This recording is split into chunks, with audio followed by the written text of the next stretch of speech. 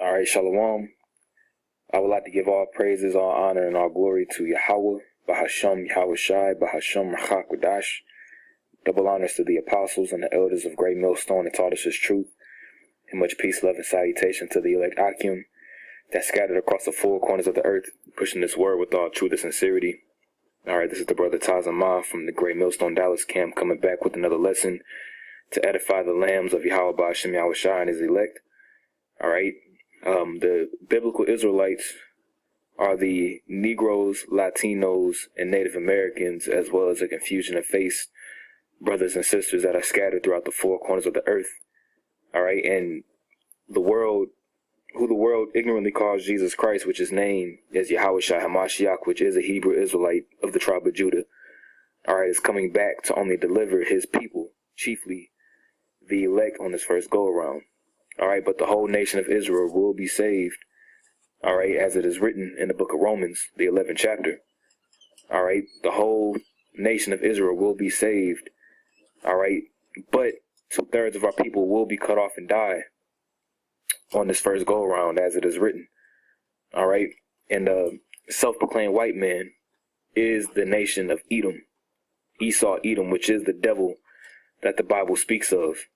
And his nation is being destroyed inside and out, all through the spirit. All right, so I want to come back with a lesson and do a quick lesson in regarding to Nadab and Abihu, which were the sons of Aaron. All right, Aaron being the brother of Moses and the high priest, the first high priest of the, well, I don't want to say the first, but according to the 12 tribes of Israel, Aaron, the Levitical priesthood came under the tribe of Levi, but the high priesthood started with Aaron. All right, according to the Levitical priesthood.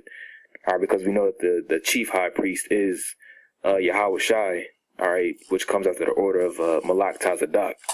All right, but when you read about Nadab and Abihu, all right, you get a sense of how if you offer a strange incense upon the altar of the Lord, what will happen to you? All right, and we gotta make sure that, you know, we're not offering a strange incense or a strange savor to Yahweh Ba'ashem Yahweh Shai, because that comes with grave consequences if you are a priest, which we are a nation. We are going to be a nation of kings and priests, but in particular those that are preaching this word. All right, we are the priest of Yahweh Ba'ashem Yahweh Shai. All right, as it is written, which we'll actually start off with this scripture here in the book of Romans 15:4. It says, "For whatsoever things were written aforetime were written for our learning, that we through patience and comfort of the scriptures might have hope."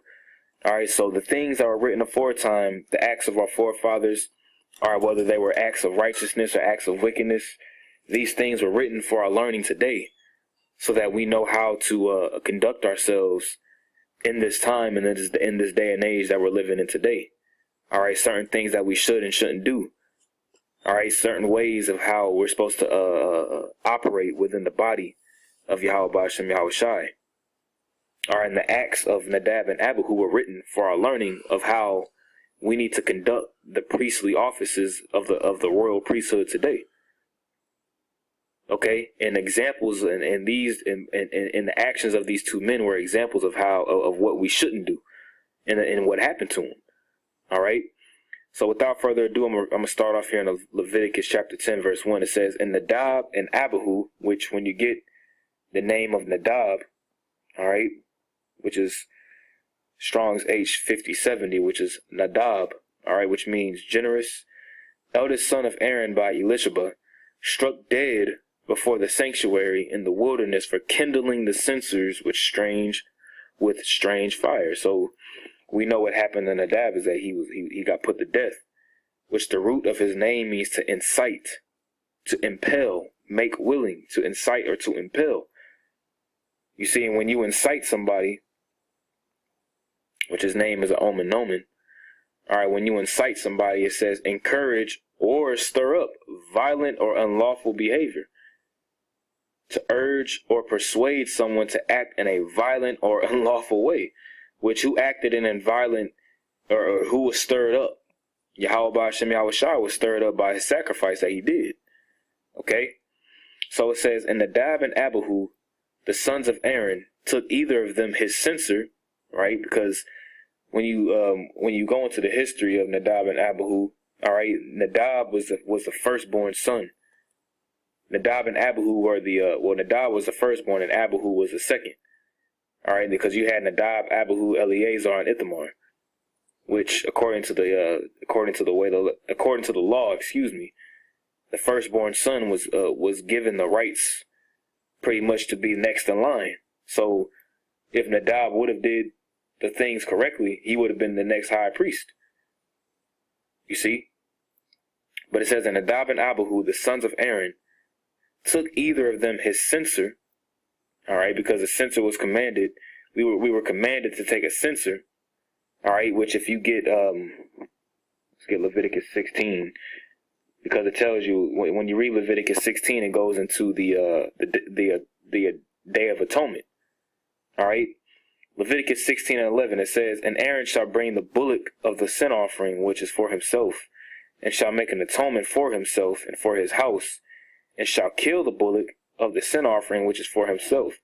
And he shall take a censer full of burning coals of fire, right? So he would take burning coals of fire from the altar, all right, from off the altar before Yahweh, and his hands full of sweet incense beaten small, all right, and bring it within the veil.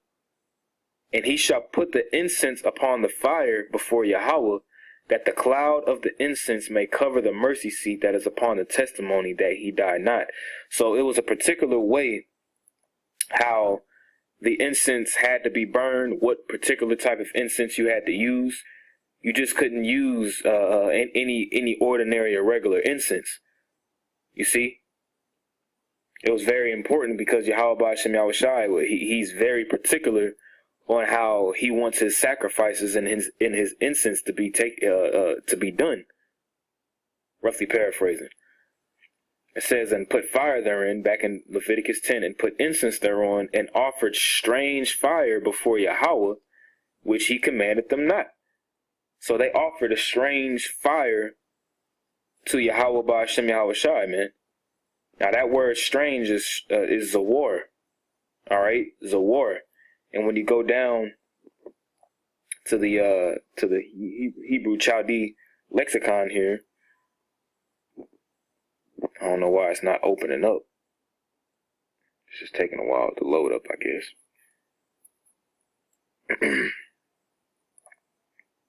Here we go.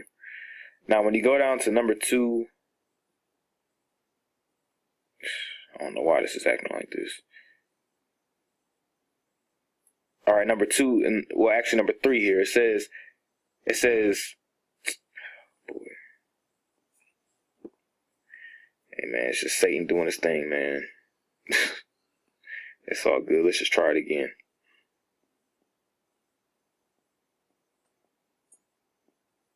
Just bear with me, Salakia.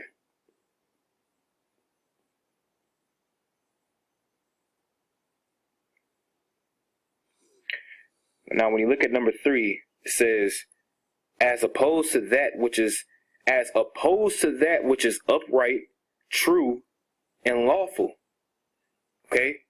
Strange is the same as unlawful. So they offered unlawful fire upon the incense, which moved Yahweh Ba'ashem Yahweh Shai to wrath. Right? It says strange fire, i.e., example given, unlawful or profane fire as opposed to the holy fire. Okay?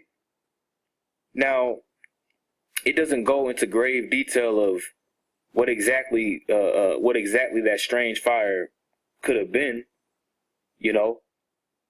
But it could have been a number of things, you know, like we read in Leviticus chapter 16. You see, it could have been coals not taken from off the altar. You know, they could have been offering it at the wrong time of the day, because according to the law, let me actually get that real quick. In Exodus chapter 30, we'll start at verse 7, right? Exodus chapter 30, verse 7, and Aaron shall burn thereon And Aaron shall burn, because when you read verse 1, it says, and thou shalt make an altar to burn incense upon. Of shittim wood shalt thou make it. Okay, so this is going to how the altar was supposed to be made that you would burn the incense on. Now, jumping down to verse 7, and Aaron shall burn thereon sweet incense every morning. So every morning, Aaron, being the high priest, had to go down to the tabernacle and burn sweet incense every morning. Every single morning this had to be done. Which, remember, this was a replica of things that happened, things that Moses seen in the heavens. Okay? Just keep that in mind. It says, when he dresseth the lamps, he shall burn incense upon it. And when Aaron lighted the lamps at even, so you had what happened in the morning, when Aaron lighted the lamps at even, he shall burn incense upon it, a perpetual incense before Yahweh throughout your generations. Okay, so it's a perpetual incense before Yahweh throughout your generations. So it was always incense that was being burned in the morning and in the evening, continual, right? It says, ye shall offer no strange incense thereon, nor burnt sacrifice, nor meat offering. Neither shall ye pour drink offering thereon. So you can't do no strange incense upon the altar of incense. It couldn't be no strange frankincense. It couldn't be any unlawful. Anything that Yahweh B'Shem Yahushua didn't command, you wasn't supposed to do. Okay? Nor burnt sacrifice. Or with the incense, the altar that you burn your incense upon wasn't made to burn to do your sacrifices upon it, or a meat offering. It was specifically set for the burning of the incense. Okay? So I mean, it could have been that, you know. It could have been that they were sacrificing at the wrong time. You know, who knows what it was, but it wasn't according to how Yahweh B'Shem Yahushua commanded it to be done. Okay, because Yahweh B'Shem Yahushua is a perfectionist. He wants things done his way. So what happened to him? Verse 2. And there went out fire from Yahweh and devoured them, and they died before Yahweh. You see, so the sacrificing and the incense being burned was very important. You see? And if you're offering a strange or unlawful, okay, an unrighteous incense upon the altar, okay, Yahweh B'Shem Yahushua will smoke you, man, as he did with Nadab, and Abihu, man. If you approach Yahweh B'Shem Yahushua, man, you must know that he is separate from everyone else. And you have to approach him on his terms and his conditions. It ain't according to how you want to do things, or what's lawful according to in your eyes and how you see things, man. You see, because when you read down for the second time, I'm not going to read it, but when you read down to about like verse 7 or 8, you know, right, verse 7, you know, it's pretty much Moses tells Aaron, Eleazar and Ithamar not to mourn them, man. The rest of the children of Israel can mourn Nadab and Abihu's death, but y'all in particular don't mourn them and don't leave the tabernacle unless you die. You see? Letting you know that in times of calamity, man, the priests must set an example to the nation of strict obedience to Yahweh B'Shem Yahushua's will. Okay? Very important. Now let's get an example of what happens when you don't take heed to the obedience of Yahweh B'Shem Yahushua, man. This is Numbers chapter 16, verse 1. It says, now Korah, the son of Izhar, the son of Kohath, the son of Levi, and Dathan and Abiram, and I'm not going to read this whole account. You can read it for yourselves. I'm just going to hit the key points. The sons of Eliab and Un, the son of Peleth, sons of Reuben, okay, took men, which Korah was of the tribe of Levi, okay? Dathan and Abiram was of the tribe of Reuben. Now we know that the priesthood belonged to who? The priesthood belonged to the Levites, okay?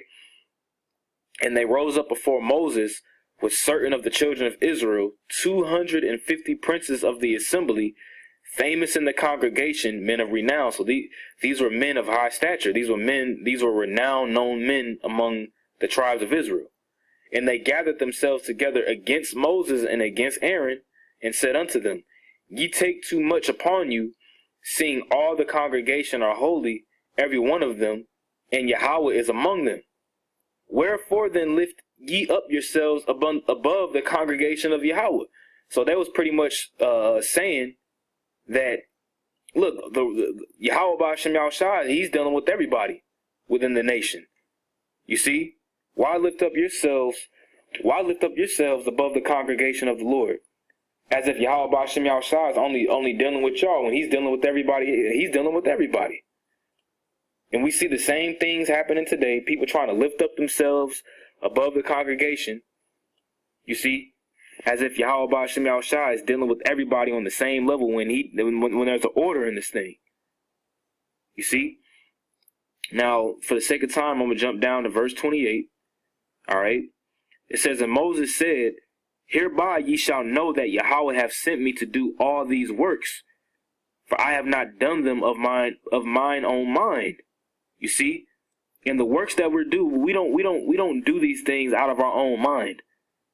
Okay?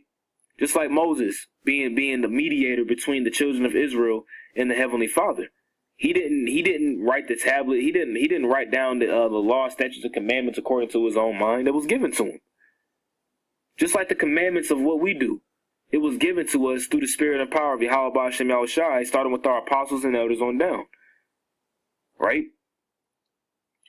If these men die the common death of all men, or if they be visited after the visitation of all men, then Yahweh hath not sent me.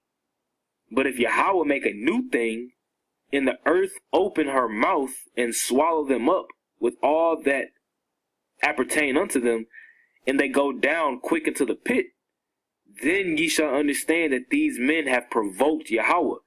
All right, because when you go into it, man, pretty much Korah, Dathan, and Abiram had a gathering of men that came up against Moses and Aaron, trying to establish their own way. You see, trying to establish authority over Moses and Aaron. Not doing things decently and in order. So Moses is pretty much like, look, if they just die regularly, man, you gonna know that Yahweh Ba'ashem Yahushua didn't send me. But if the earth open up and swallow these niggas, man, you gonna know that Yahweh Ba'ashem Yahushua is dealing with me right now. You see? And then I'm gonna jump down to verse 31. And it came to pass, as he had made an end of speaking all these words, that the ground clave asunder that was under them, and the earth opened her mouth and swallowed them up, and their houses, and all the men that appertained unto Korah, and all their goods. You see? They and all that appertained to them went down alive into the pit, and the earth closed upon them, and they perished from among the congregation. You see? So the earth opened up.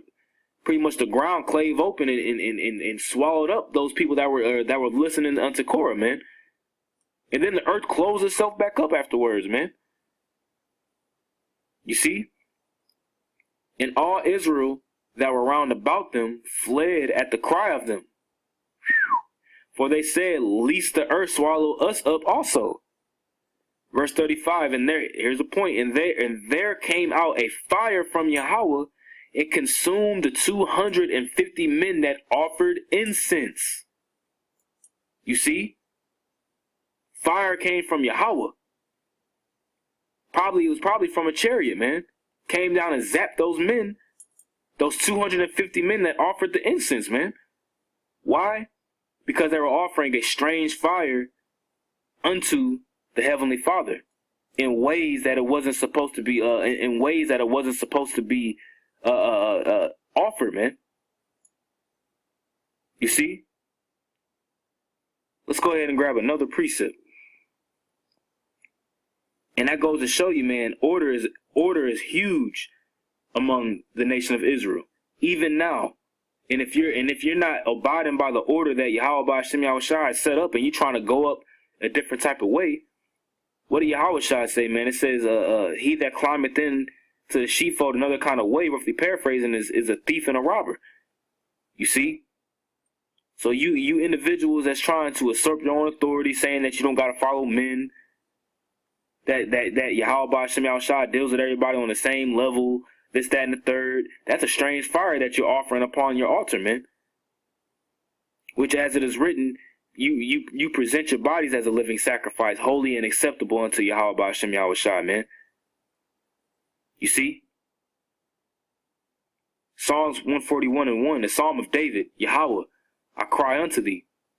Make haste unto me, give ear unto my voice when I cry unto thee. And we're supposed to be praying continually to Yahweh Hashem Yahushua, asking him to speedily get rid of this place, Babylon the Great, man. And in a time of trouble, that Yahweh Hashem Yahushua will be unto us when we cry, man. You know? Verse 2 is the point. Let my prayer be set forth before thee as incense. So spiritually, the incense being burned are the prayers of the saints, as it is written, which we're going to get. All right? Let my prayer be set forth before thee as incense, and the lifting up of my hands as the evening sacrifice. You see, so the prayers and the lifting up of our hands and our prayers to Yahweh Hashem Yahushua is like a savory smell, like a savory incense upon the altar. But we have to make sure that we're praying according to Yahweh Hashem Yahushua's will, for it to be an acceptable prayer, for it to be acceptable unto Yahweh Hashem Yahushua, man. Why? Because let's go ahead and grab another precept, Proverbs 28:9.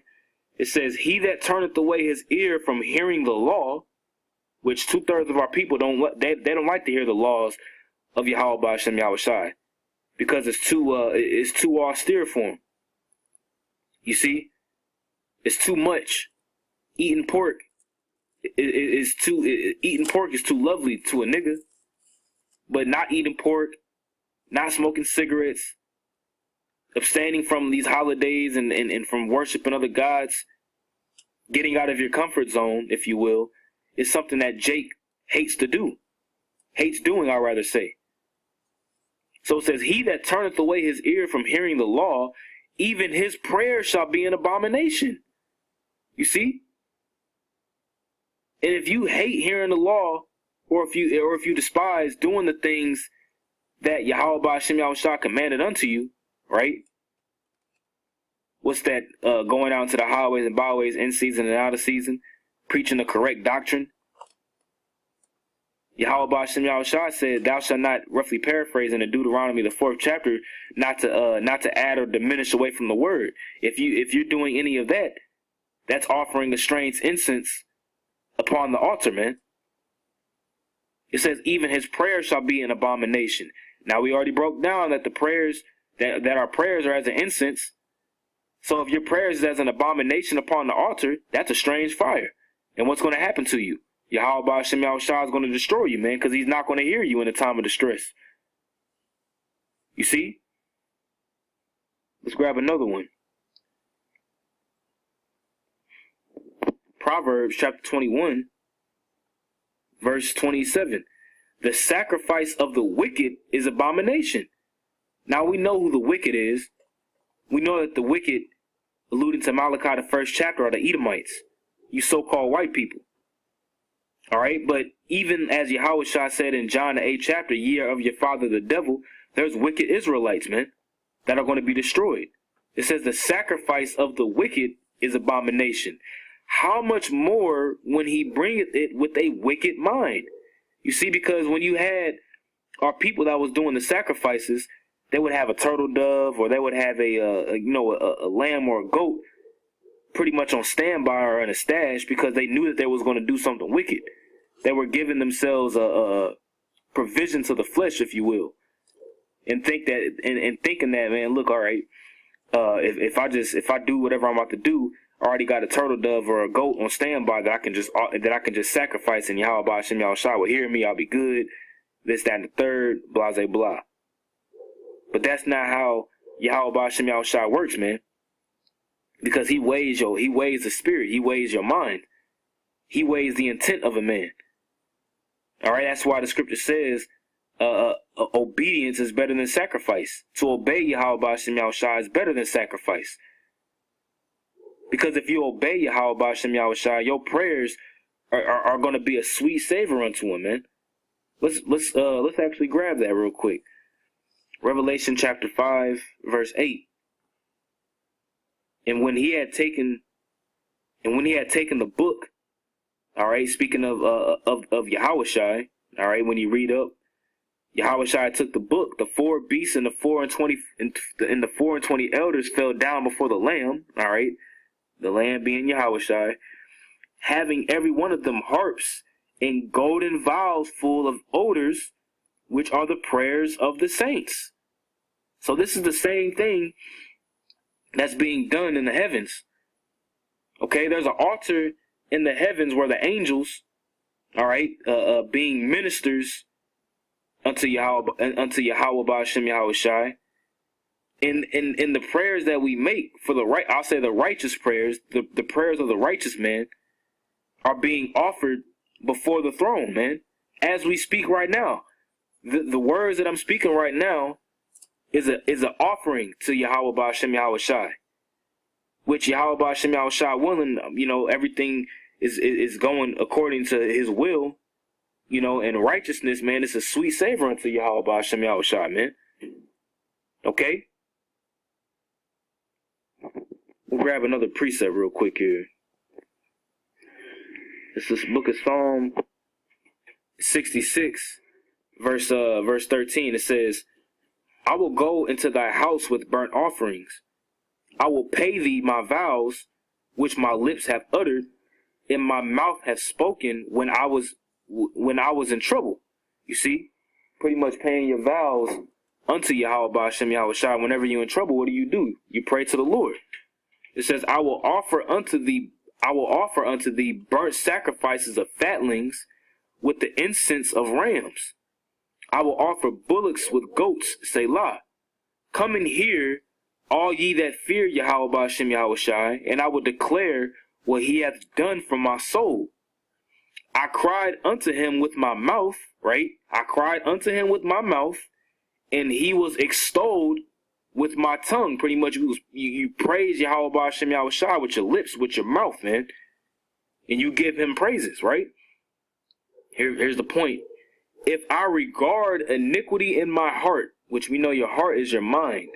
It says if I regard, that word regard is ra'ah, which means to see or to look at or to inspect, to perceive, to have vision, right?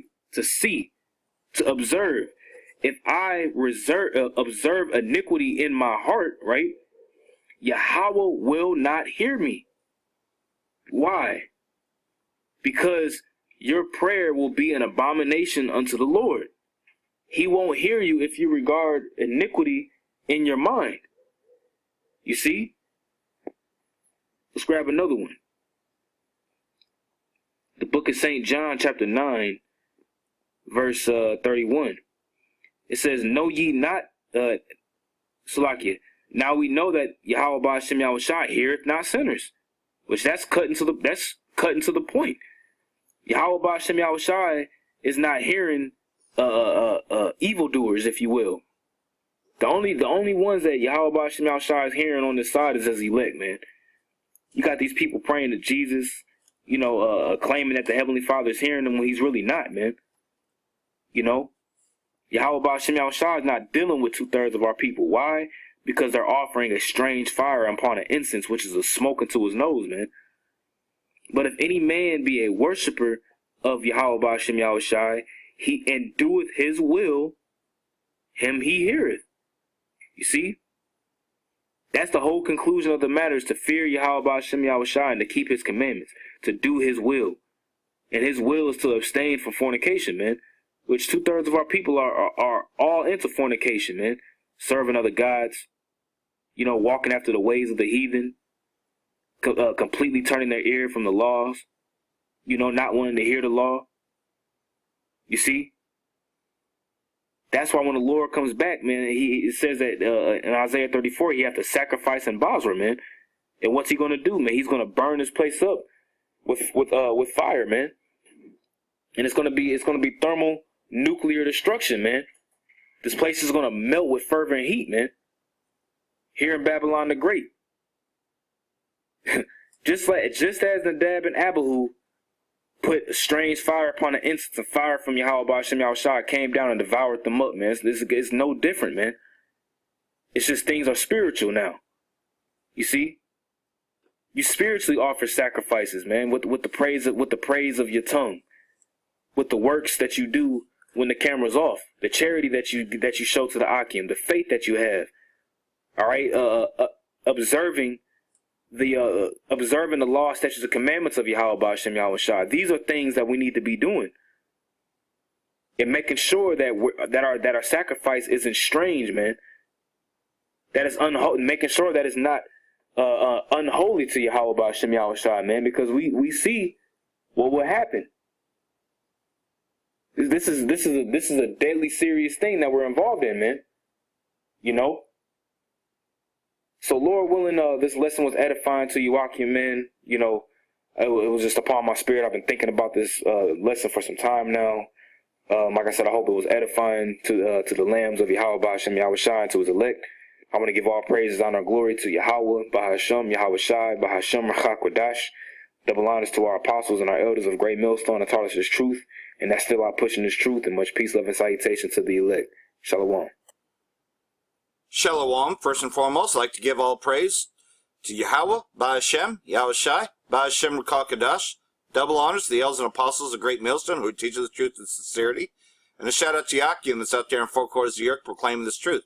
Bracha the Yahweh, Bracha the Yahweh Shai, Ba'ashem Rachak Wadash, Bracha Done. So, as you heard, the Most High is not listening to anyone that has an abominable sacrifice. And who is that abominable branch? You read Hebrew Edomites. He is not listening to you, and he hates you. And I couldn't think of anything better, because when I was in this world a while back, I could see one thing for sure. Living here in this filthy fucking place, America, I knew that the one that they call God, because I didn't know his name then, hated this place, despised this place. And yet, as I get further and further into this truth, it's all true. He really does despise this place. But I'm just going to, this song is against Christianity. Man, the Most High ain't with Christianity. Christianity is a doctrine of devils. It is a strange sacrifice. And no, he's not going to listen to it. So anyways, I just can't help but read some of these words to the song. Drones, since the dawn of time, compelled to live your sheltered lives, not once has ever anyone seen such a rise of pure hypocrisy. Talking about you Christians, you red Hebrew Edomites. I'll instigate. I'll free your mind. I'll show you what I've known all this time. God hates us all. God hates us all. You know it's true. God hates this place. You know it's true. He hates this race. Talking about you red Hebrew Edomites. He hates you. He hates everything about you. He ain't with you. When you offer up your prayers, save us from, these, I could say car fire from all the other places. Man, he ain't hearing you. He's the one that actually is destroying you. Listen to this, and you already know that these Edomites are fucking, killing themselves all the time. Homicide, suicide, hate heals. You should try it sometime. Strive for peace with acts of war, the beauty of death we all adore. I have no faith distracting me. I know why your prayers will never be answered. Yeah, because you're the seed of the wicked. And, the chorus of the song again. God hates us all. Yeah, he fucking hates me. Yes, he hated Esau.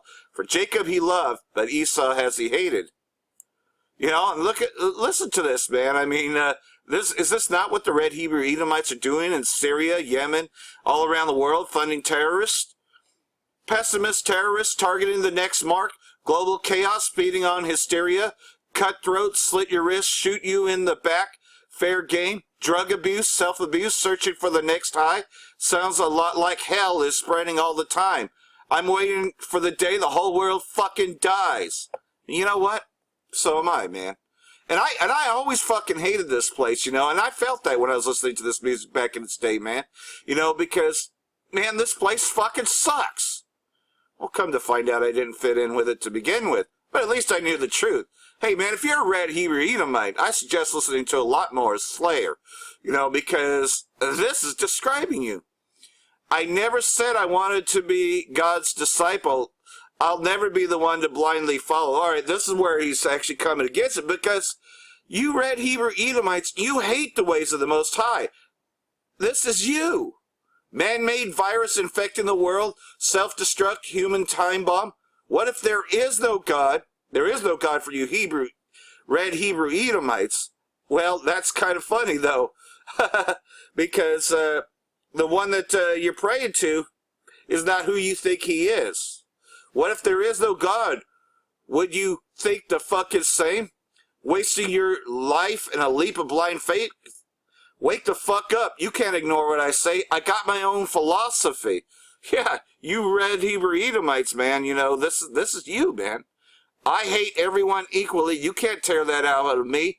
No segregation, separation. Just me and my world of enemies.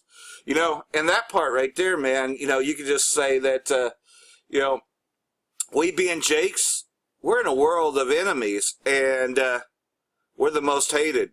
We're the most hated because of the fact that we stand out. You know, whether you be directly looking like Jake or even a confusion of face, you still stand out. I get the curses just as much because I stand out. Nobody fucking likes me. Except the Most High, because if the world hated you, it also hated me, roughly paraphrasing. You know? And pretty much, man, here's the part that is so true. You know, you get to this. This is the Most High, you know, because we're in Basra, we're in the place of Sodom and Egypt. I reject this fucking race. I despise this fucking place. You know? And that's with the music pumping, of course. I reject this fucking race. I despise this fucking place. Talking about your red Hebrew Edomites. Now, I'm not saying to go download Slayer and, you know, get pumped up with this, but yet at the same time, though, does that not kind of back up how he's not honoring, you know, pretty much, you offer him abominable sacrifices. He ain't fucking hearing you. He hates you. For Jacob have I loved, Esau have I hated. So he rejects America, he despises America, and he rejects you fucking red Hebrew Edomites. Wars, rumors of wars, which eventually leads into the third woe. This is Trump in his UK visit. There's always a chance of war with Iran. Trump repeats anti-Iran claims in UK visit. And in fact, it looks like this is a video, so I'm just going to play this video. Iran remains a huge issue for you and your administration. What is the situation there, and are you considering military action? So Iran is a place that was extremely hostile when I first came into office. They were on 14 different sites between Yemen, Syria, and then many other battle zones. They were behind terrorism in lots of different places. They were a terrorist nation, #1 in the world at that time, and probably maybe are today, and they were a funder of terrorism. President Obama made a deal, the Iran nuclear deal, which was a terrible deal because it was a short-term deal, didn't do the trick, paid $150 billion, paid $1.8 billion in cash, if you can believe it, in cash. And I was very much against that. I was very much against the deal. I terminated the deal, and Iran is a much different country today. Do you think you will need to take military action? There's always a chance. Do I want to? No, I'd rather not, but there's always a chance. And there you have it. You hear the audacity of Donald Trump saying that Iran, quote-unquote, funds terrorism. Man, it's the United States that's been funding terrorism all around the world, especially in Syria. He made mention of Yemen and Syria, yet the terrorists are Saudi Arabia. You know, but nobody ever speaks against Saudi Arabia, especially not the WWE. And just like what's been happening in Reading, especially with the car fire, well, you know that a lot of places in L.A. Were also part of fires, so the homeless situation is growing bigger. This is an article from Press TV. You know, there's reporters that aren't allowed on YouTube as of late. Los Angeles homelessness rising sharply amid deepening housing crisis study.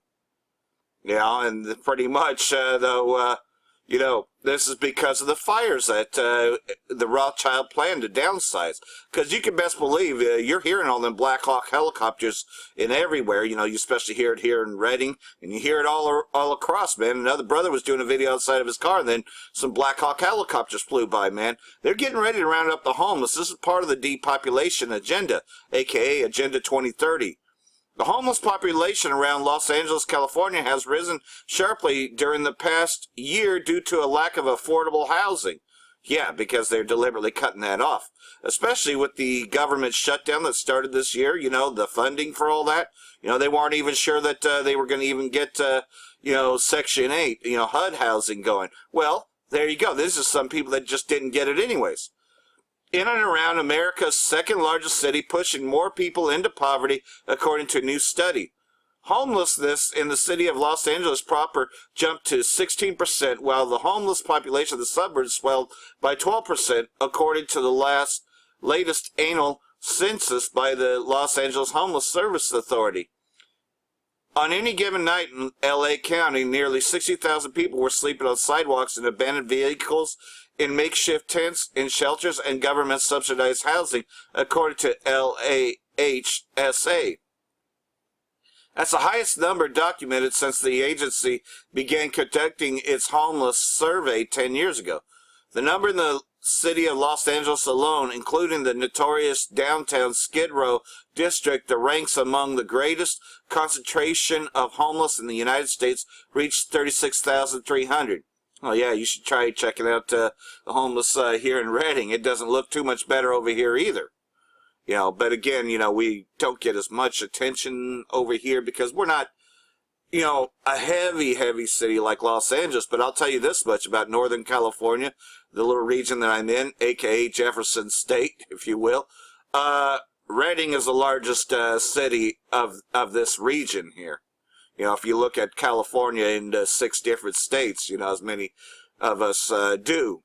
Because, when it comes to the entire state and thing being a whole state problem, they'll be the first to take the water from Shasta County, But as far as being looked at, as far as, them doing anything about anything, nah, man, we're not even looked upon, And that's just it, though, is... this homeless situation, the car fire created even more homeless. I'm going to read a little bit more here. Still, the 12% homeless rise in L.A. County was modest compared with corresponding increases in less populous neighboring counties, up 28% in Ventura, 43% in Orange, and 50% in Kern. The report cited the rising cost of housing and wage stagnation at the lower end of the income spectrum for deepening the housing affordability crisis across Southern California. And again, pretty much though, you know how it is. You pour, they piss on you,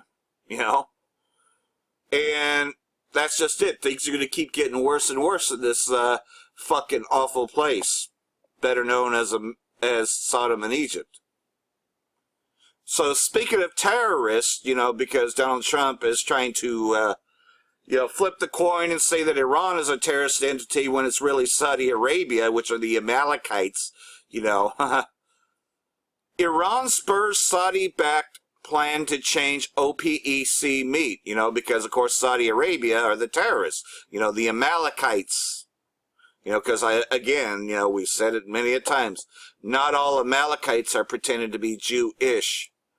Iran and several other OPEC members have opposed a proposal to reschedule the oil-producing group's next meeting later this month, reports said on Wednesday. The Organization of Petroleum Exporting Countries is about to meet on June 25th and hold a follow-up meeting with Russia and other non-OPEC allies the next day. However, some participants have proposed moving the meeting to July 3rd and 4th, which has been endorsed by Saudi Arabia, according to media reports. So, again,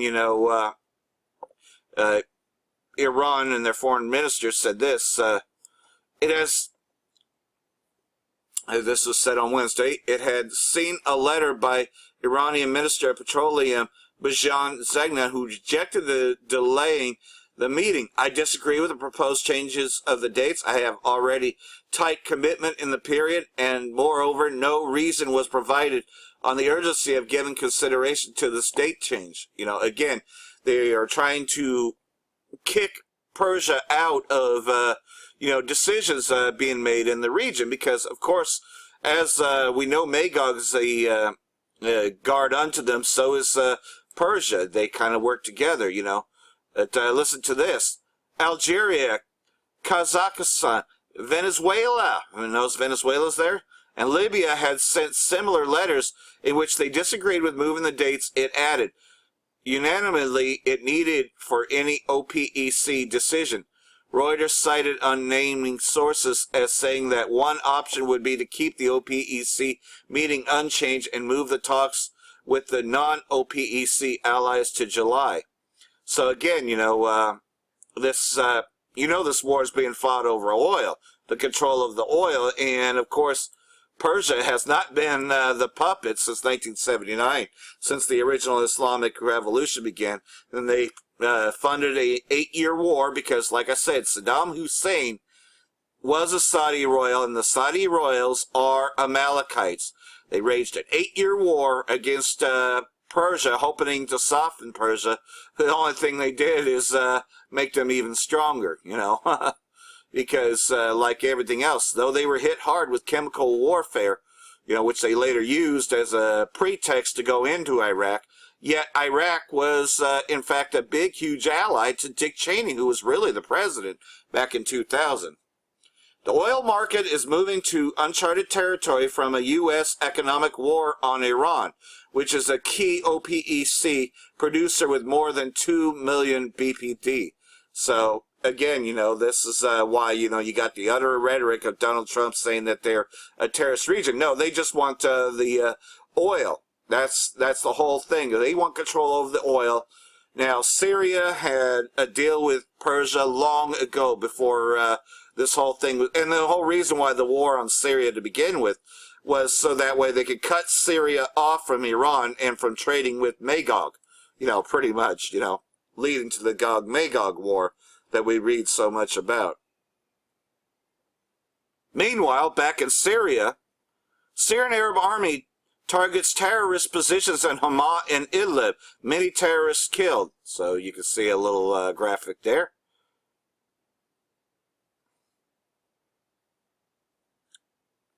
Syrian Arab Army units on Wednesday retaliated with artillery and missile attacks of Ezza battalions and Jabhat al-Nusra terrorists, killing or injuring many of them in Al-Zakan, Qaladan, and Al-Zakat areas in Hama countryside. So you can see this is why the Israeli state's been bombing them, because of course the terrorist groups have been getting pounded by the Syrian Arab Army. Syrian Arab News Agency reporters said that the army's units also targeted terrorist supply lines and positions in Tarmila, Al-Nakhr, and at vicinity of Khan Sheikham in Idlib countryside. So that's why you've seen those fake protests of Free Idlib and all that, the propaganda being put up. Because, of course, the Syrian Arab Army is taking out these terrorists, that are supplied by the Amalekites. And this is another brother who brought out this article, so I'm just going to let him teach it. But, man, the fact is, though, is that, AIDS was a generated disease created by the Edomites to wipe people out sexually. Even George Carlin, in his skit once said, I wonder if we could just destroy these people. I know we will create a disease that is so bad and we'll destroy them sexually. And yeah, here's the proof of that, that it wasn't just a comedy skit, even though George Carlin was in the form of comedy. He was telling a lot of truth in this show. Some people refer to him as a prophet. Well, we know he was a Confucian of face, because he didn't think like Edomites. He had the look of an Edomite, but he certainly did not act like an Edomite. So he had the spirit of a Jake all along. That's why we believe him to be a Confucian of face. Nonetheless, though, here it is. AIDS was created as a super virus to wipe people out sexually. And there's another thing Carlin once said in another thing, that they only want to bomb brown people. When's the last time you heard of America going to war with any white people?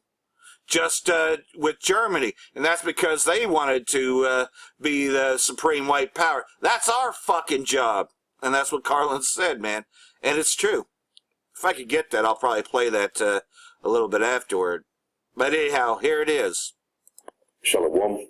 First and foremost, I want to give all praise, glory, and honor to Yahweh, Ba'ashem Yahushua, Ba'ashem Rarukakwadash, double honor to the elder apostles of the great millstone who rule well that taught us this truth, and much love, greetings, and salutations to all the fellow laborers of the tabernacle of David, though for elect, scattered off the four corners of the earth.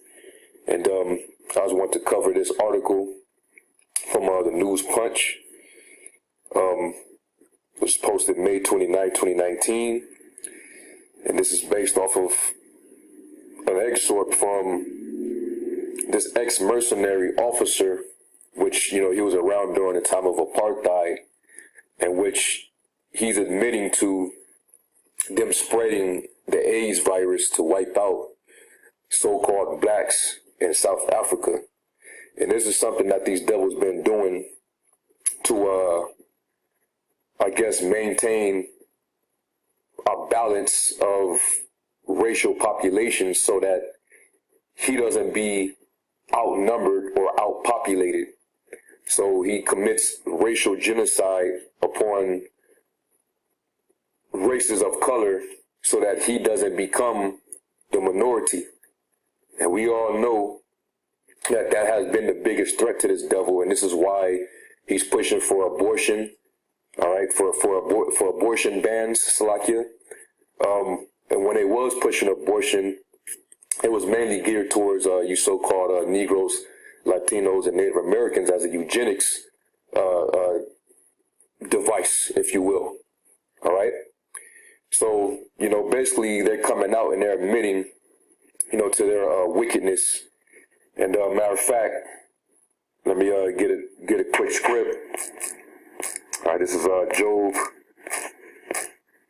13 and verse Salakia.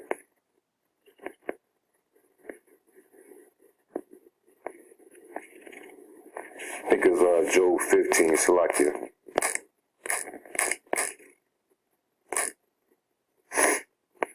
Real quick. Yeah, this is Job 15, verse 6.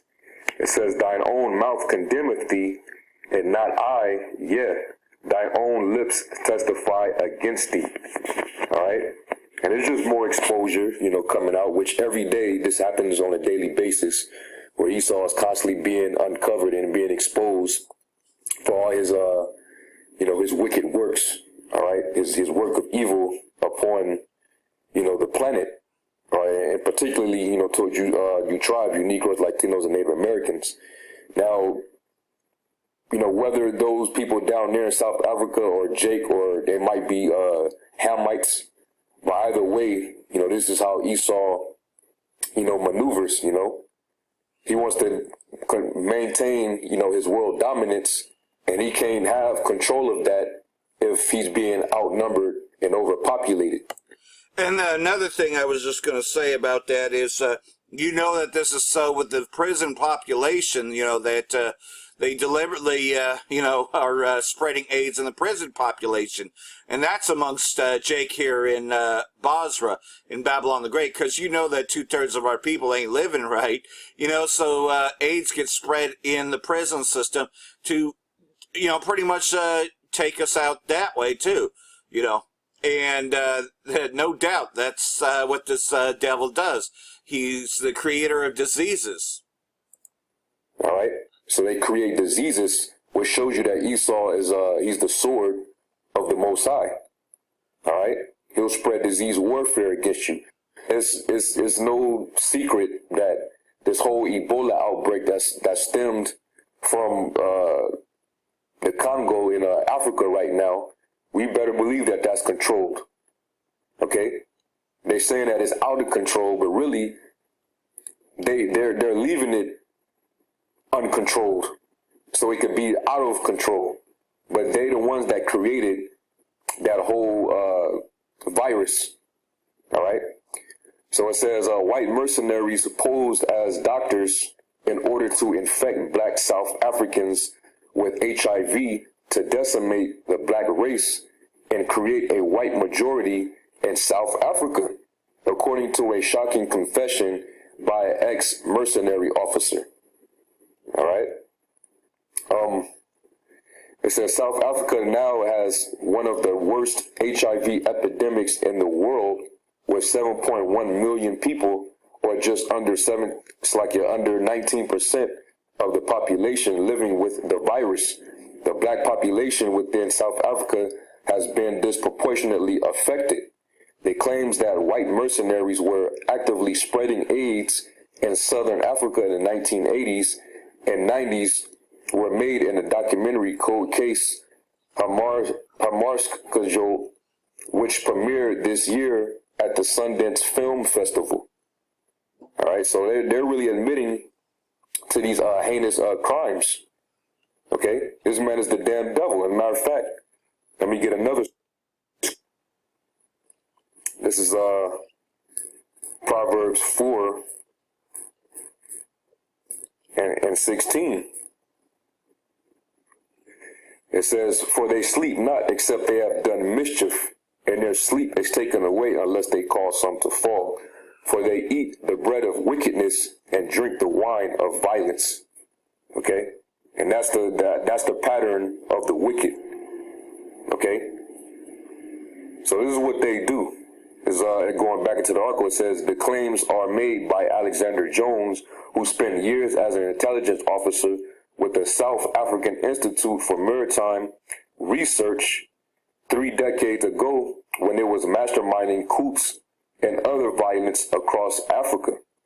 Jones claims that the SAIMR leader, Keith Maxwell, had a racist apocalyptic obsession with HIV/AIDS, and the group was intent on creating a white majority in South Africa and neighboring countries by wiping out the black race. All right, so this man, he wanted an ethnic cleansing, okay, because they were being populated. But hold on, you going around taking lands that don't even belong to you. That land was never yours to begin with, but you went and colonized it, and you see that the original people, the indigenous of that land, outnumber you. Well, you're in their land.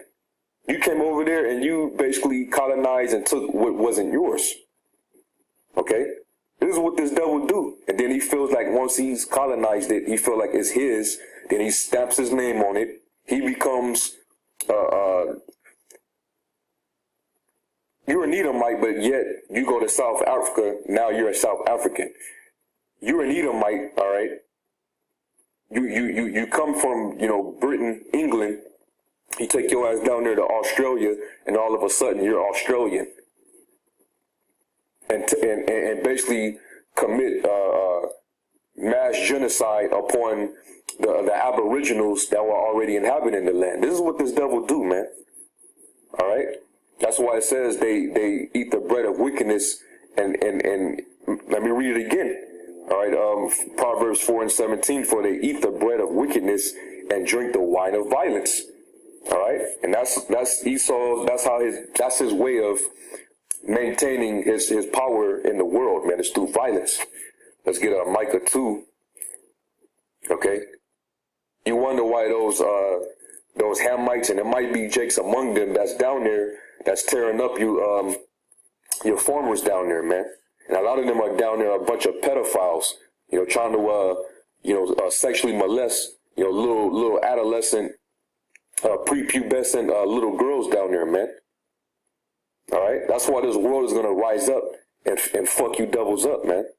This is Micah chapter 2 and 1 through 2. It says, "Woe to them that devise iniquity and work evil upon their beds. When the morning is light, they practice it, because it is in the power of their hand. And they covet fields and take them by violence," meaning land, "and houses and take them away. So they oppress a man in his house, even a man and his heritage. Therefore thus saith the Lord, Behold, against this family do I devise an evil, from which you shall remove your necks, neither shall you go haughtily, for this time is evil. All right, and you being preserved for the day of evil, man, for all the wickedness that you've done. And you coming out and you, like the scripture I read in Job, your own lips condemns you, man. Okay? Let's get Psalms 64.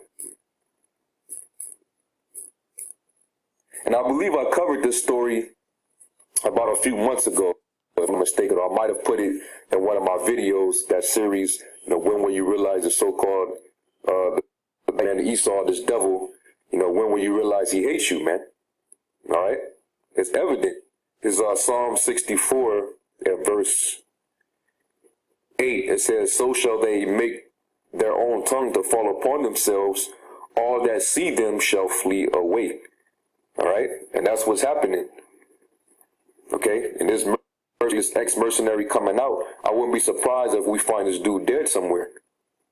Okay? This is admission by guilt.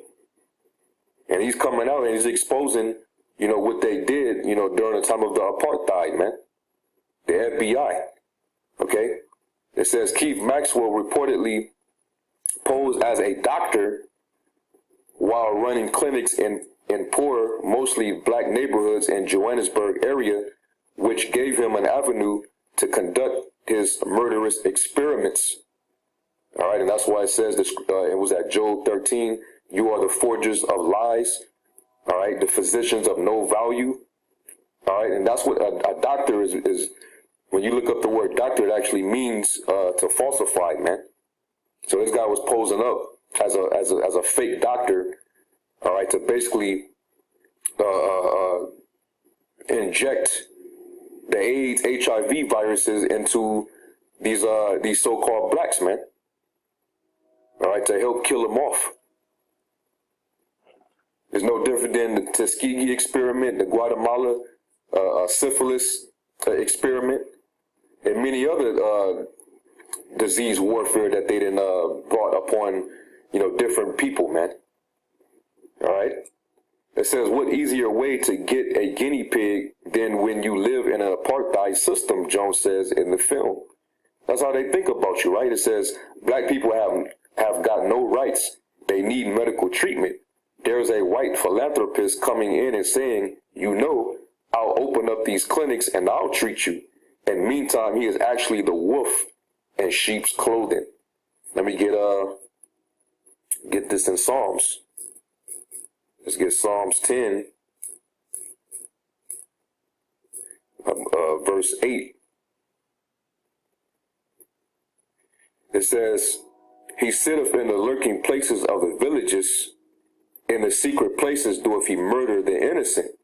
His eyes are privately set against the poor. He lieth in wait secretly as a lion in his den. He lieth in wait to catch the poor.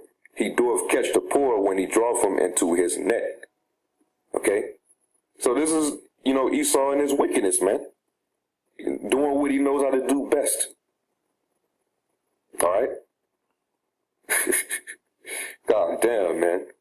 It says Keith Maxwell wrote about a plague he hoped would decimate black populations, cement white rule, and bring black conservative religious mores, according to papers collected by the filmmakers.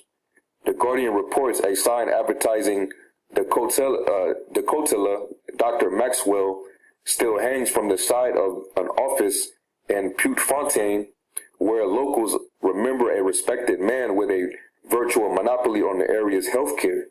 He offered strange treatments, including putting patients through tubes, which he said allowed him to see inside their bodies. He also gave false injections, said Abraham Carolia, who ran a shop across the road. Any interest Maxwell showed in AIDS in public was benevolent. Claude Newberry, an anti-abortion doctor who knew the mercenary leader, confirmed he had no medical qualifications, but described a committed humanitarian. He was against genocide, and he was trying to discover a cure for HIV, Newberry told filmmakers. All right? These devils, man, it's just more coming out, man. And this is a testimony to your wicked works on the planet Earth, what you done throughout these years. And this is the reason why the Lord is bringing out this, and this deep investigation. Basically, what you call it in the scriptures when you do investigation. Matter of fact, let me see if I can get that in the Second Ezra, the 6th chapter, real quick. Second Ezra 6.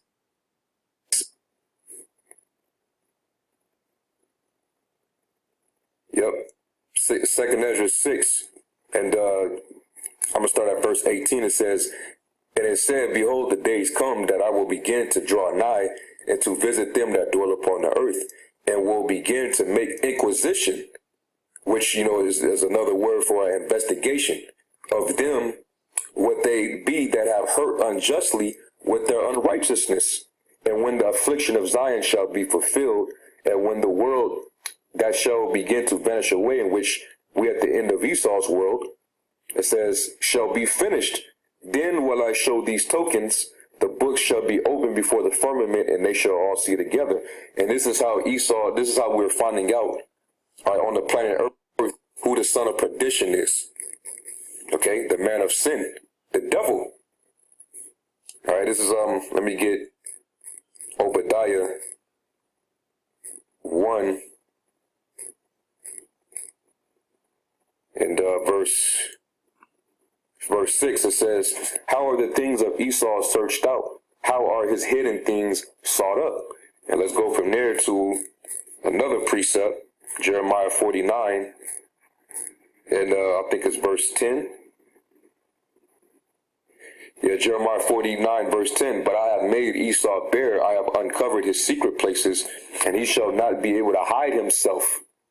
All right, and that's the Lord putting the spirit upon these, these mercenary members, people that were part of the CIA. All right, people that were basically inside, man, that had connections to the higher ups, man. They're coming out and spilling the beans, and it seems like every day there's reports coming out, man. All right, so this is how you're being uncovered. It says his seed is spoiled in his brethren and his neighbors, and he is not. So that's why the judgment is going to come down upon you devils, super hard, man. And that's why a lot of evil is coming down upon you. All right, that's why you're suffering under this wage crisis. It's mainly you Edomites that are dropping dead of those overdoses. All right, a lot of the people that are affected by the measles outbreak, majority of those that population is Edomites. You got the growing homeless population in LA, where a lot of people are they leaving feces in at City Hall, and it's causing those rodents and rats to come out, and that's spreading diseases. And they have what you call the typhus outbreak that's happening over there. Okay, and there's a lot of homeless Edomites along with homeless Jakes over there.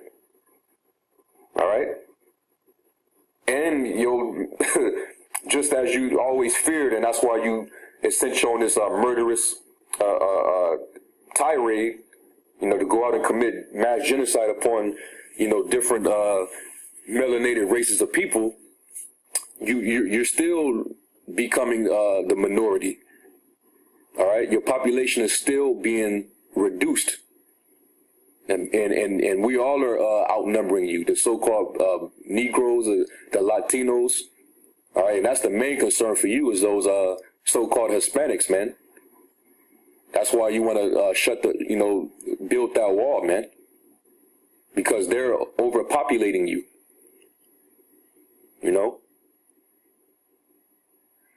So, this just further exposes who the devil is, But, I just want to do a response to this, this article here, okay? And, that's why we say, man, you tribes, man, y'all need to wake the hell up, man. This man he's clearly the devil. There's no salvation for him. All right? This man's going to be destroyed, and he's going to go into slavery. All right? Stop trying to save this devil, man. All right, so, that's pretty much it. I just want to do, a quick lesson on that. Hopefully this was edifying. We give all praise to Yahweh Shem Yahweh Shai. Until next time, I say shalom. And I do have it here. This is an excerpt from one of the shows. And I actually saw him do this live when I was in Santa Rosa. And, man, he just was totally on board with what's going on. So this is a snippet. Hopefully, don't get... but either way, though, this is a snippet from one of them, man. And this is just proving the point.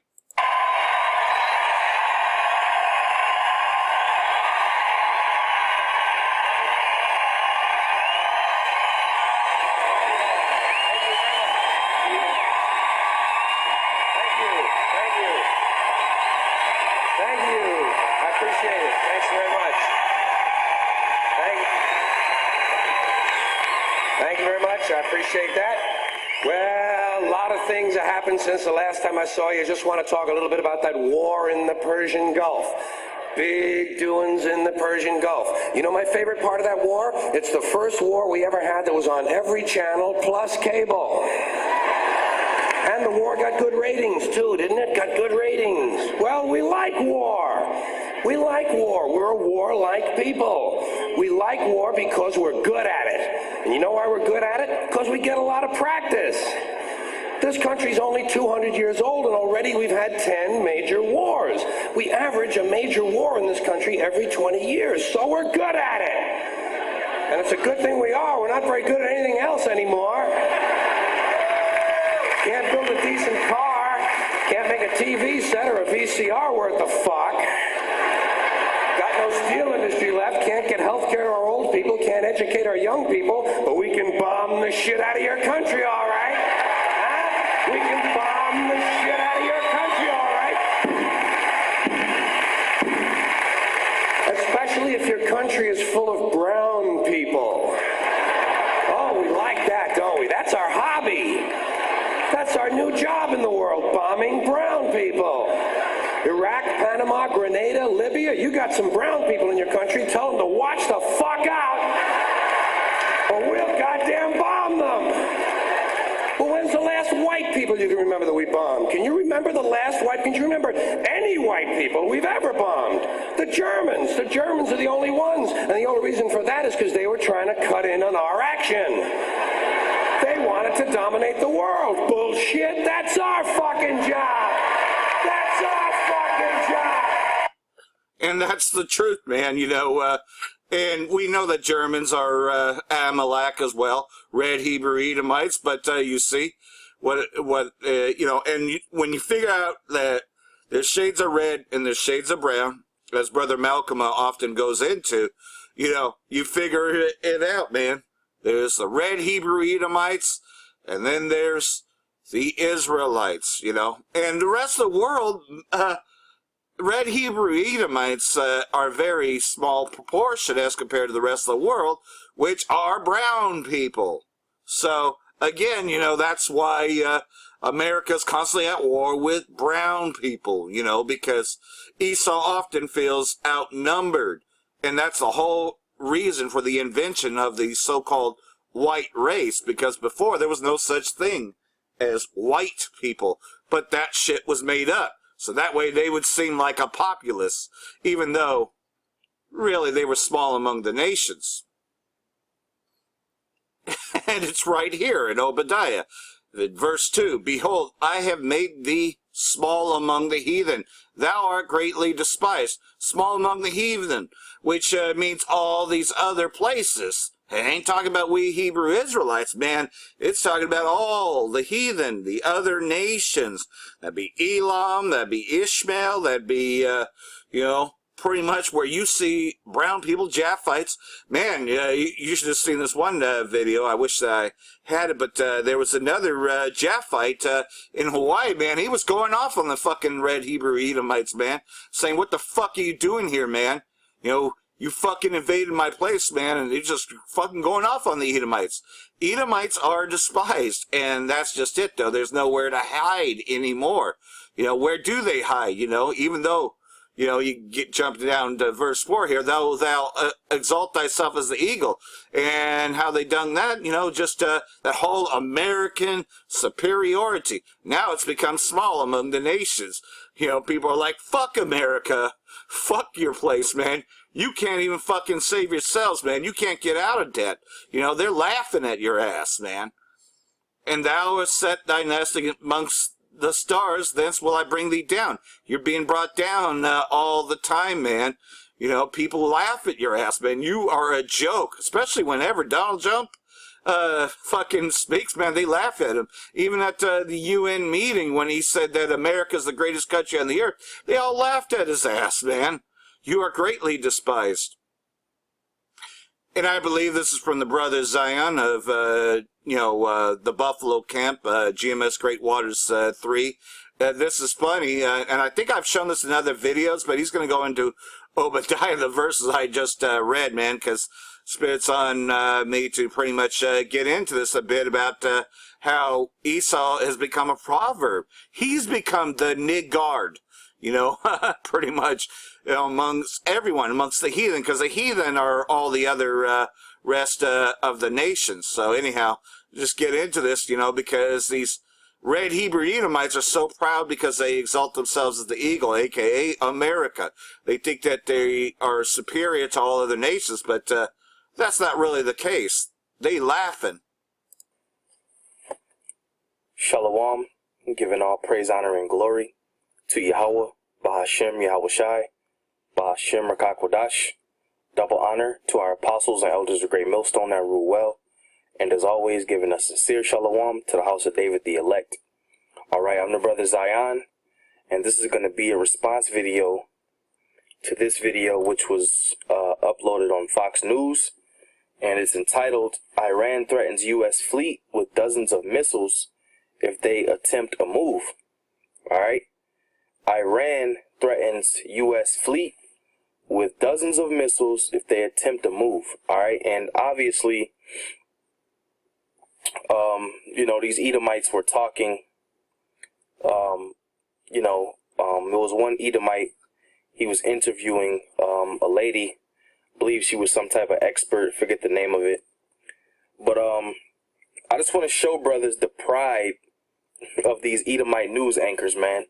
You know, because here it is, your beloved America, okay, that you so-called settled on, okay, your beloved America that your forefathers stole, raped, robbed, and murdered for it, okay, you honestly believe in your heart that this place is never going to go down, okay. So what I want to do is I have it pulled up to around 5 minutes where they were talking about the capabilities of Iran, okay, and just watch the pride on these Edomites' faces, man. Watch how they word their sentences when they're talking about these other nations and their capabilities.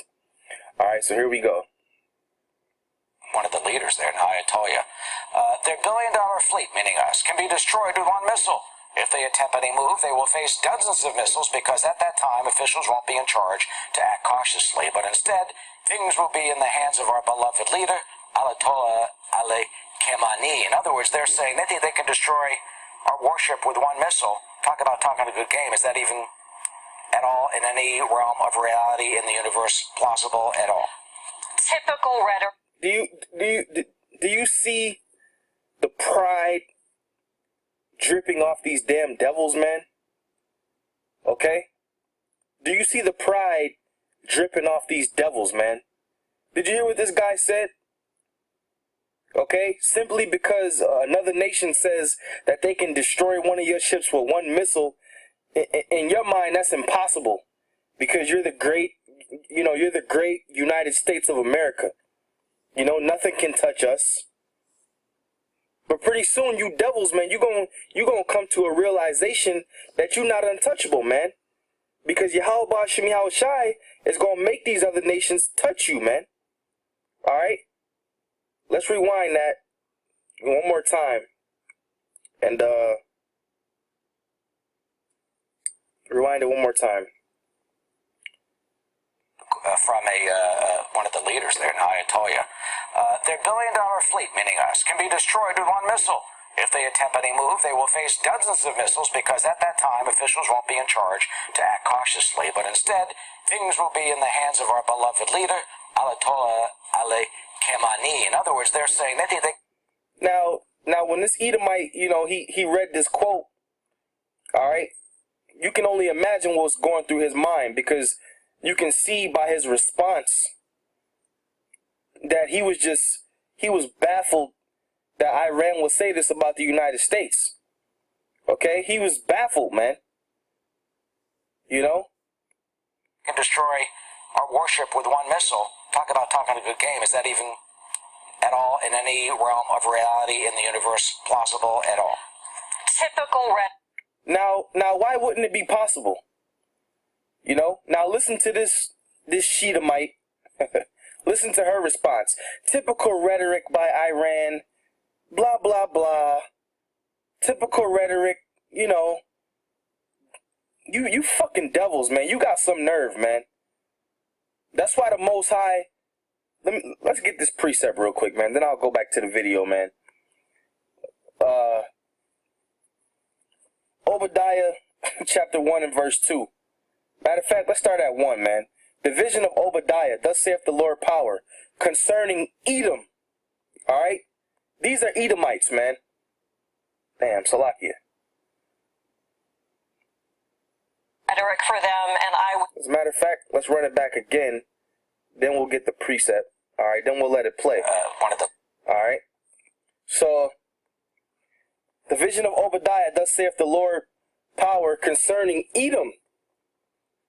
We have heard a rumor from the Lord, and an ambassador is sent among the heathen. Arise ye, and let us rise up against her in battle. I have Salakia. Behold, I have made thee small among the heathen. Thou art greatly despised. And who is this talking about? Concerning Edom. Okay? Concerning Edom. Behold, I have made thee small among the heathen. Thou art greatly despised. And you devils are greatly despised, man. That's why you got these nations threatening you, man. Because they don't like you. They don't like what you stand for. They don't like your way of life. Why? Because you're the devil that the Bible speaks of, man. Okay? And everything you touch and everywhere you go, you bring death. Talking about you damn Edomites, man. You so-called Caucasians. In verse 4, Slovakia, to that, I did show it in another video of mine, which goes into it completely, but, this is the main part here. Though thou exalt thyself as the eagle, and thou set thy nest among the stars, thence will I bring thee down, saith the Most High. Again, pretty much, though, this whole thing is going down, man. The American superiority is being cut off. Check this out when Donald J. Trump went there. A fine example of that. His Excellency Donald Trump. It was the day the world, or at least the United Nations, gave a listen to Donald Trump and then laughed. Not with him, at him. My administration has accomplished more than almost any administration in the history of our country. America's so true.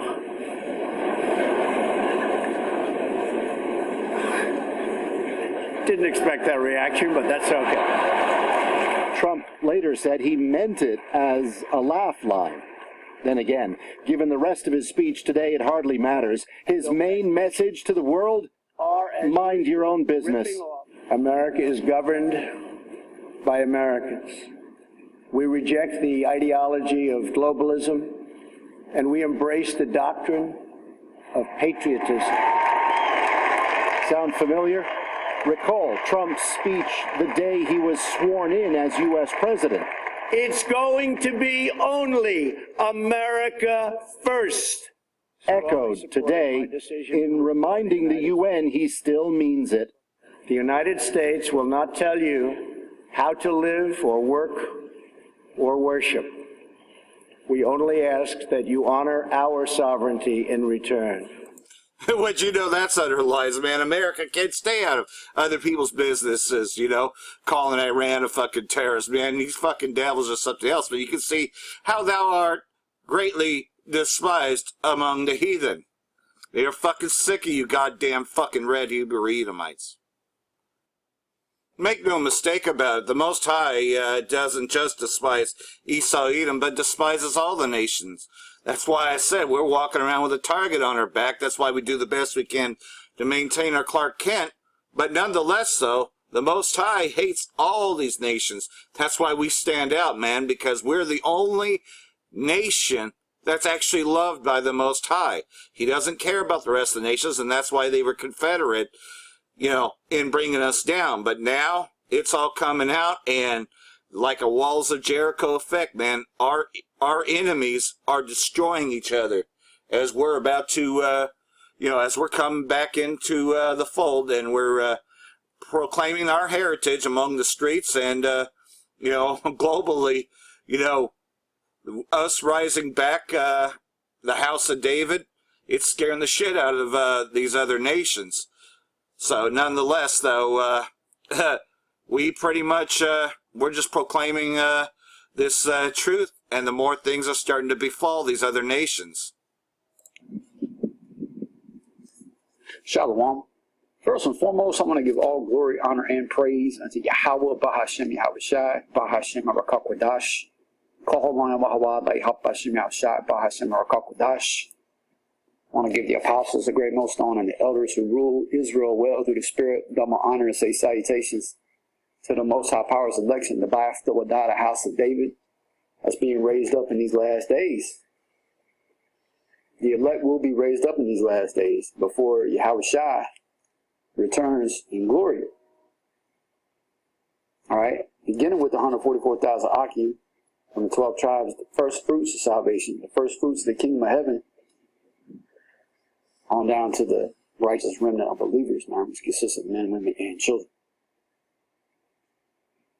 I'm not small, Men of Valor, South Carolina, Men of Valor 12, South Side, here to do a quick video, all right, on how the Lord, all right, the one, these heathens out here, these 2/3 referred to as God, how he has a controversy with these nations, man, all right? And at one point in time, he had a controversy with his own household. Okay, what do you think the destruction of the so-called Native American Indians was all about? All right, the Gadites and the Reubenites over here on this side, Arsareth, all right, America, according to the Bible. Okay, what do you think the transatlantic slave trade was all about? And chattel slavery. And Most High had a controversy with his own household, man. Okay, with Yasharallah, with both kingdoms, northern and southern. So how much more would he have a controversy or a dispute with these nations, man? All these 17 nations out here. Yeah, man, he's got a big controversy with the nations. You know, going into Psalm, the 83rd chapter, you'll read that all these nations were complicit in Israel's destruction, man. How these nations consented, all right, to erase the name of Israel from out of the earth, man. I'm loosely paraphrasing the song. But all nations are complicit, man. And all nations are going to receive a recompense. All right, beginning with Amalek, the chief tribe of Esau, Edom, the so-called white man. Amalek, these Amalekites. These fake fucking Jewish international bankers, man. Yeah, the Lord has a controversy with the nations. Okay? He's going to come against the nations of this earth, man. Real soon. He's already doing it. He's already shaking his hand over Babylon the Great. 500 tornadoes in 30 days. Massive flooding. Levees and dams being breached. Okay, crops. Whole towns underwater. Chaos. Okay, financial crisis. He's already shaking his hand over America, man. And the rest of this earth. He's got a controversy with the nations, man. So I'm going to give a few precepts. I don't want about to say you be edified through the Spirit. Jeremiah 25 and 29. For lo, I begin to bring evil on the city which is called by my name. All right, and The city Jerusalem refers to a people before a place, man. The Lord's people in the earth today, according to biblical prophecy, are you so-called blacks, Latinos, and Native American Indians. And the scattered confusion that faces the Israelite foreigners who are mingled among the other nations, who will come out of all 17 nations, who may look like the 17 nations, but on their father's side, they go back to Abraham, Isaac, and Jacob. Okay, they're Israelites.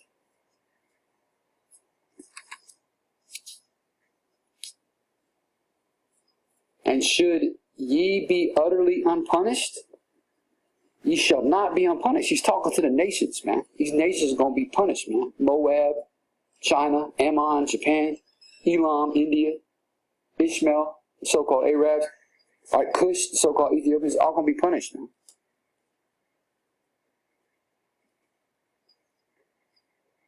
Ye shall not be unpunished, for I will call a sword, for I will call for a sword upon all the inhabitants of the earth, saith the Lord of hosts. And that's what's happening right now, man. He's calling for a sword. These nations are preparing to do battle in the Valley of Shaphat, ultimately. World War III, Armageddon. The controversy is going to be settled, man, in the Valley of Shaphat.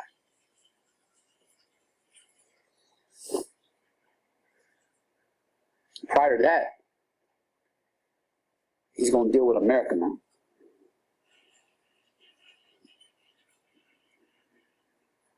Therefore prophesy thou against them all these words, verse 30, and say unto them, the Lord shall roar from on high, and utter his voice from his holy habitation.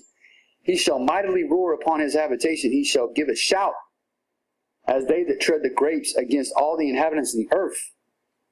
That's right, man. Hey, who's coming back from on high? Yahweh Shai. Okay? Yahweh's right-hand man. All right, the Redeemer of the nation of Israel, man. Okay?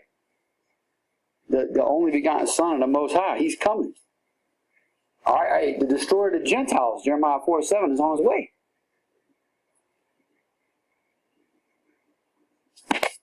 Verse 31, a noise shall come even to the ends of the earth, for the Lord hath a controversy with the nations.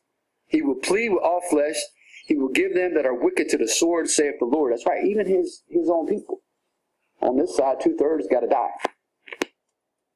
2/3, the house of Saul, the unbelievers, pursuant to Zechariah 13:8 and other scriptures, are going to be cut off and die. Okay? Let's look at this word controversy. He's got a controversy with the nations, man. A problem, a dispute with the nations. It's like it. Get this up. Now, this is off of dictionary.com. And it says noun, a noun for controversy is a prolonged public dispute, debate, or contention, disputation concerning a matter of opinion. Contention, strife, or argument. And then when you go down and you read some of the related words or synonyms, I like this one right here, beef. And the Lord's got beef with chiefly Esau Edom. Okay? But he's got beef with all these heathens. Okay?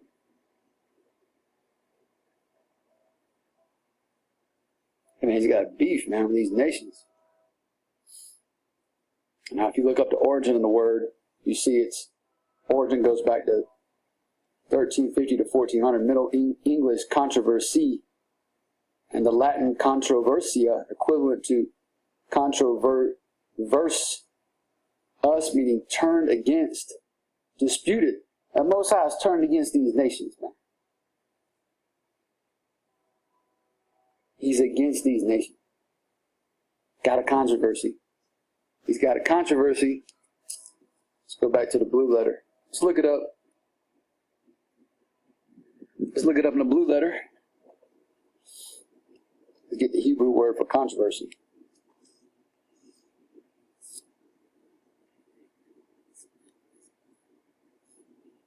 Hebrew word 7379. And there you see strife, controversy, dispute, strife or quarrel, dispute, controversy, case at law. So yeah, man, he's got a dispute.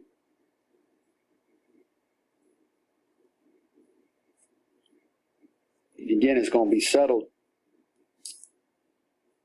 upon the return of Yahweh Shai.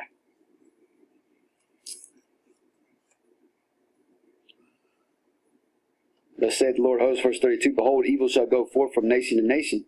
See, all these nations are getting ready to experience evil, man, ill times, bad times. And a great whirlwind shall be raised up from the coast of the earth. And slain of the Lord, verse 33, shall be at that day from one end of the earth even unto the other end of the earth. They shall not be lamented, neither gathered nor buried. They shall be dung upon the ground.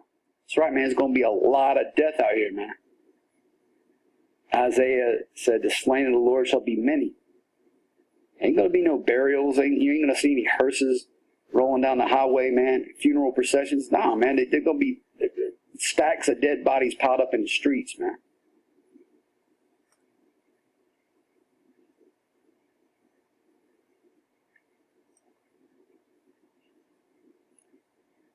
Verse 34, how ye shepherds and cry and wallow yourselves in the ashes, ye principal of the flock, for the days of your slaughter and of your dispersions are compassed, and ye shall fall like a pleasant vessel. And the shepherd shall have no way to flee, nor the principal of the flock to escape.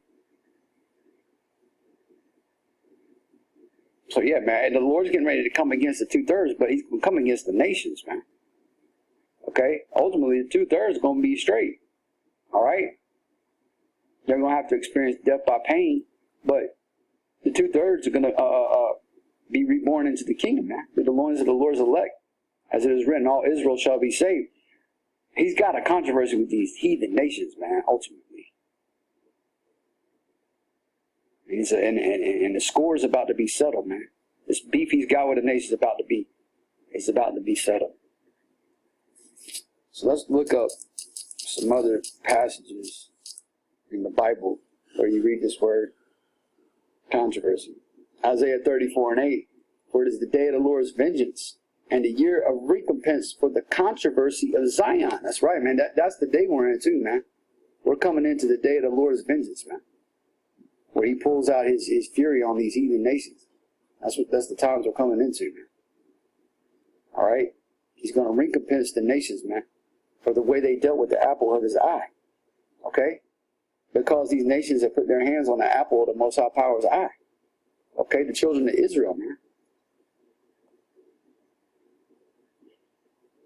Hosea 4:1, hear the word of the Lord, ye children of Israel, for the Lord hath a controversy with the inhabitants of the land, because there is no truth, nor mercy, nor knowledge of the Most High in the land. And this is dealing with how he saw his people at one time, man, and how he sees the 2/3 to this day, man. The 2/3, there's no knowledge of the Most High among the house of Saul. All right? So yeah, he's got a controversy with the house of Saul. But he's got a controversy bigger with the nations, man. And that's really all I wanted to touch on in this brief lesson. Hey, the Lord is getting ready to smite the nations, man. Okay? And he's going to set up his elect as the governing body of this earth, who will rule the nations with a rod of iron. I don't want to write this out. We're part of that number. The Lord's got a big controversy with the nations, man. And it's about to be settled. All right? Time is short, man. Repent. Kingdom of heaven is at hand. I don't want to write this out. You're edified with that. I don't want to say shalom.